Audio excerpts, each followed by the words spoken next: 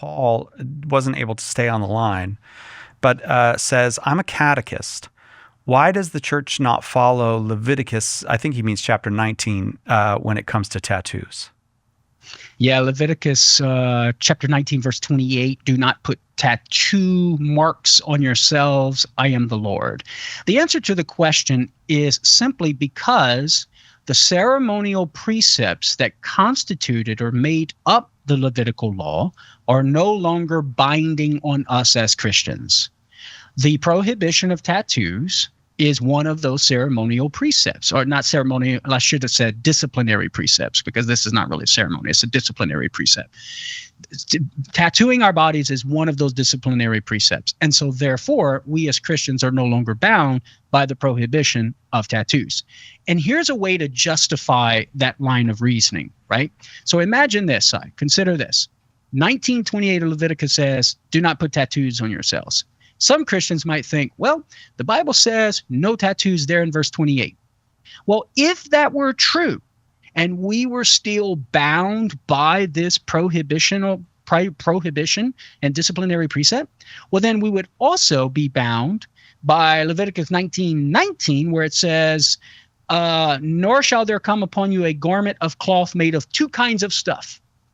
Well, the shirt I'm wearing is made up of different kinds of things. It's not 100% cotton. Polyester blend. Let's call it a polyester blend. There you go. It's a different stuff making up the clothing that I'm wearing. Yeah. But of course, nobody's going to accept that we're still bound by that disciplinary precept in verse 19 of Leviticus 19. And so therefore, we can reasonably see that we're no longer bound by the disciplinary precept of the prohibition of marking our bodies with tattoos. And a similar example of this side, which can be helpful, is to look at what St. Paul says in Colossians 2:16, where he says, let no one pass judgment on you in questions of food and drink, or with regard to a festival or a new moon or Sabbaths.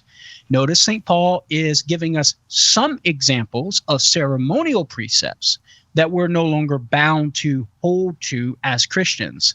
And it would follow from that other precepts belonging to the old law we would be free from as well. As the author of Hebrews says, whenever there is a change in the priesthood, there is a change in the law.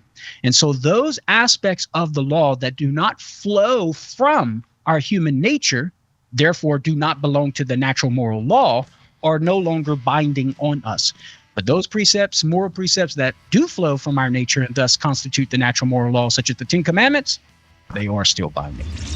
Hey, thanks for watching. If you liked this Catholic Answer, be sure to like, subscribe, and check out our live streams Monday through Friday, 3 to 5 p.m. Pacific. Or find the episode after on YouTube, your favorite podcast platform, or our Catholic Answers app.